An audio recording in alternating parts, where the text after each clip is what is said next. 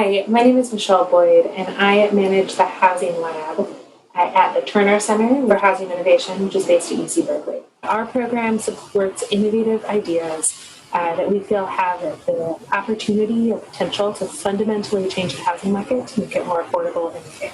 We work with our partners to provide organizations with funding and then in-depth coaching, specifically to support the entrepreneurs and leaders in navigating the complex policy environment and the complex funding and financing environment that is unique to housing. So I've been asked to talk about a couple things, and the first of which is financing challenges. So specifically where we see roles for innovation to help both help consumers and housing developers bridge financing gaps. Some of the things that we're seeing that are really systemic, both pre the coronavirus and that are elevated now. One is around access to homeownership. You may hear others speak about this, but the access to homeownership across the U.S. is really uneven across lines of race and class, and often a growing amount of young people who want to buy homes can only do so if they have help from their family to help them meet the initial down payment that's required. So we see a lot of innovations and are open to creative ideas that help people bridge that financing hurdle. Furthermore, especially now with the extremely low mortgage rates that we're seeing in the U.S., unfortunately, because of the economic circumstances, while there's a huge opportunity of mortgages, right now at really low rates, it's really restricted to people with very high credit and people who have substantial down payment. So it's, once again, we see a cool opportunity that's subsidized and almost subsidized in some ways by the government, but that it's only provided to very few. Additionally, there are a couple ways in which there are a couple financing challenges unique to the production of housing, which I know some people are thinking a lot about how we can increase production.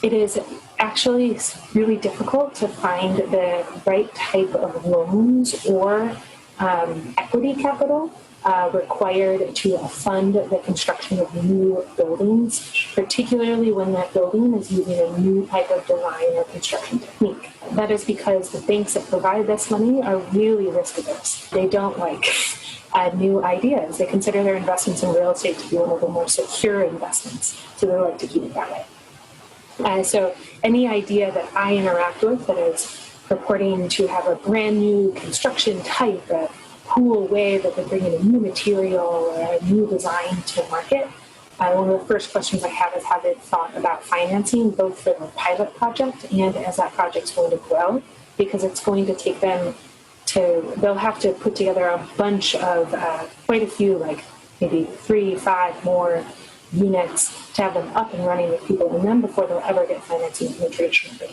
So that's something I really like to see ventures be thinking about.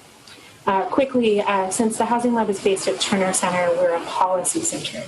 So all my colleagues work on state and federal policy issues. And I get the unique opportunity to see how the ventures and new ideas interact with this policy environment. One thing that's really important to see entrepreneurs and creative thinkers thinking about is that housing policy is regulated at every level of government.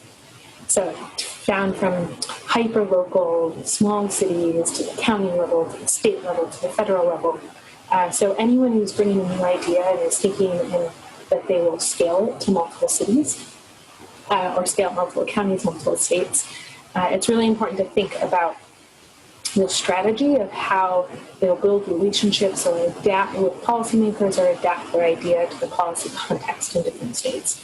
Like here in California, we have, where I am based, we have really limited land in urban centers that is zoned properly in order to build multifamily housing, which is something we desperately need. We also have had a long history of there being conflict between labor unions and new construction techniques because the unions feel threatened by new construction techniques that they will limit the jobs that they're available to. So that is an ongoing challenge that we've had. In other states and other cities, that political context can look really different.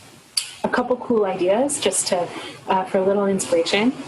In our most recent cohort, one of our companies, just a couple interesting ones. One of them was called PadSplit, which I encourage you guys to look up. They have a model where they turn small single-family homes into multi-unit dwellings, and they help place people who are working low-wage jobs that can only afford a very limited amount of rent into these units in a kind of co-housing scenario, and also provide them with necessary services to help them maintain their stable housing. They just closed a new round of financing and are in the process of expanding out of their home base in Atlanta to multiple states. Another really cool idea related to finance and multifamily housing is something called the Nto Fund, where they are partnering with local housing authorities to they retrofit a multifamily building in a really high opportunity neighborhood with good schools. They put 80% of that housing is high quality and market rate. 20% is reserved for voucher holders. That is families that have a voucher from the government to help pay their housing. And they place very low-income families who want to move to a suburb with really good schools in those units, and then they pair them up with services and community to help them integrate into that new community. I think that's another cool idea that both combines financing design, multifamily housing, and the community supports to address the complexity of housing. Good luck.